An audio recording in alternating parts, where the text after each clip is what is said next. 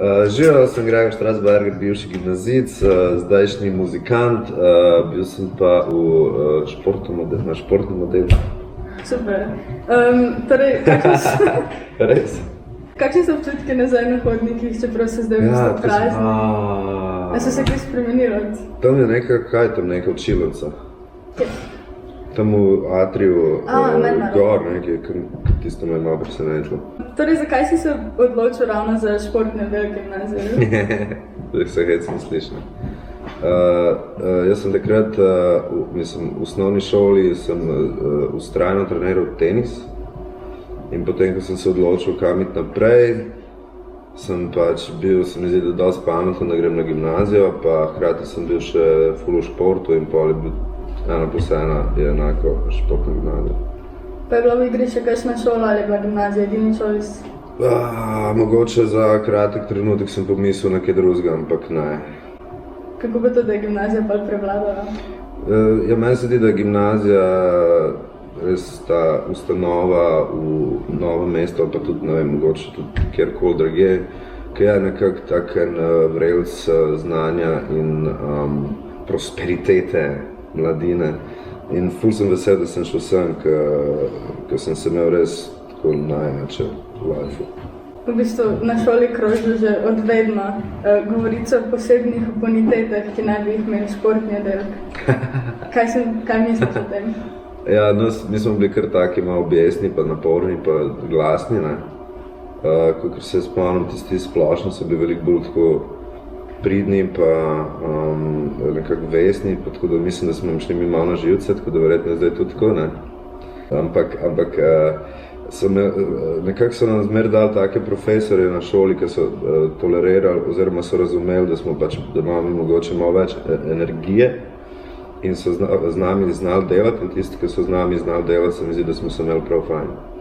Jaz smo bili mi prvi razred na športni gimnaziji, ki smo vsi naredili maturo. Ampak to zato,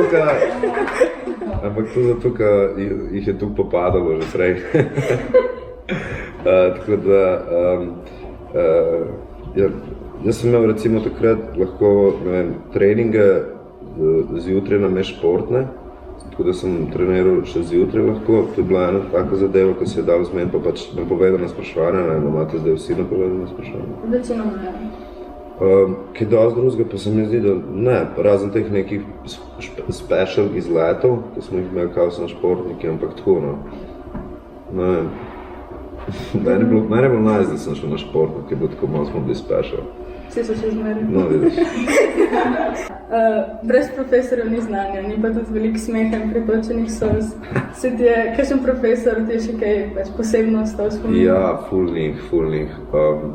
Mogoče bi najbolj poudaril Renato Nose, pa z Arnošom so bila ful kolega, pa tudi ful veliko me naučil, pa tudi znal je z mene v bistvu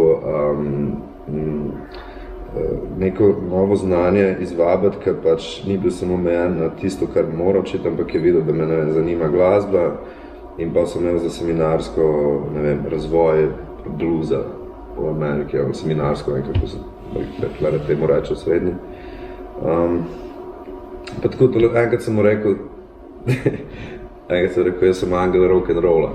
Glih to, profesorica Nina Arnoš nam je povedala, da si imel predstavitev v hipih in si se med njo oklical v Kovtu za 7. angela rock'n'rolla.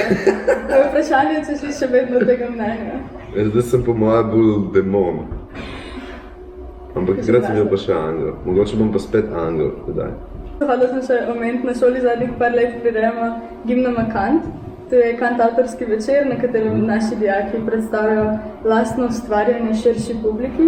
In me zanima, če si v bistvu tudi ti imel kaj podobnega v času svojega šolanja. Mi smo imeli te božične koncerte, pa tam vem, da sem nastopil za svojo prvo zasedbo en let. Pa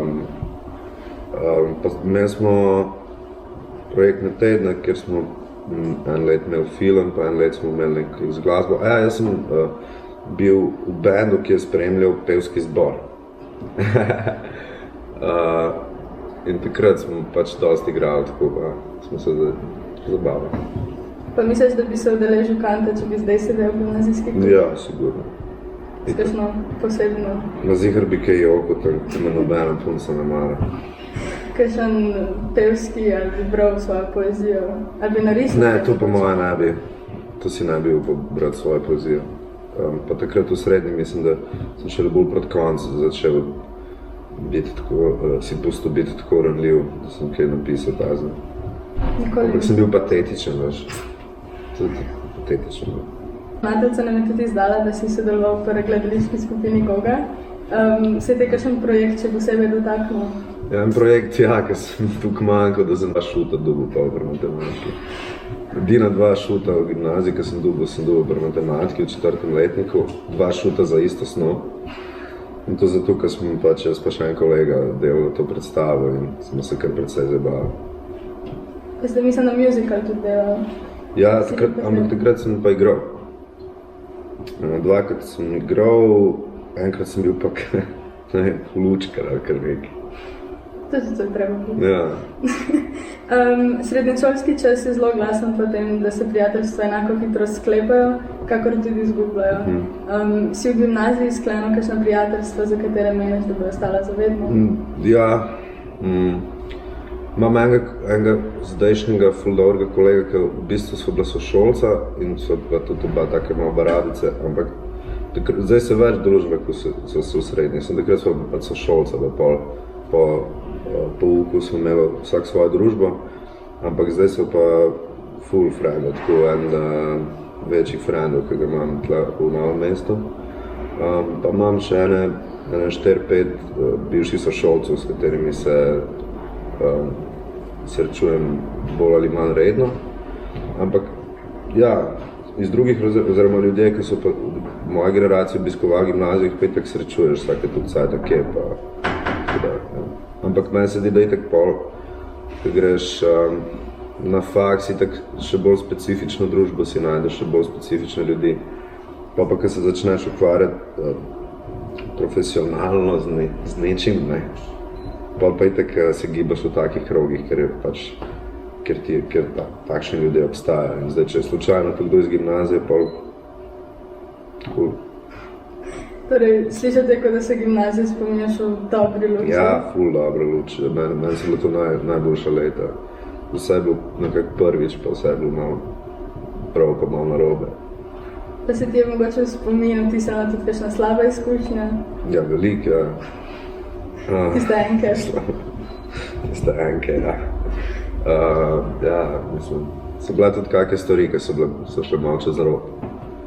Ampak na koncu smo vse zrihtali, pa ne vem, mislim, ful sem se veselil sem prijeti, škoda, ker ni nobenega profesora več, da bi ga videl.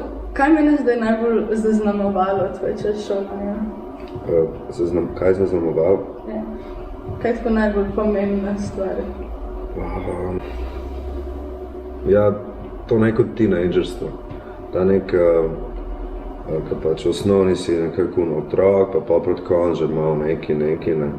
Pa priješ pa na gimnazijo, pa ker nisi več otrok, nisi še mož, ampak si nekje vmes in ta je pač vse tukaj našponjeno z nekimi hormoni, pa z nekimi takimi, z neko euforijo in na gimnaziji se mi zdi, da te znajo ljudje zelo fajn usmeriti in to okolje, ki je tukaj še vedno kljub nekim diskriminacijam ali potem takim zadevam med vrstniki je še vedno zelo zdravo, relativno se mi zdi, da lahko človek še vedno se razvije v tisto, kar potencira oziroma razvije svoj potencial.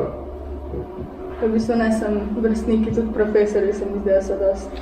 Ja, se točno to, ne. Mislim, cel ta sistem tukaj, ki je postavljen, je tako narejen, da po mojem mnenju, da je zelo zdravo za razvoj.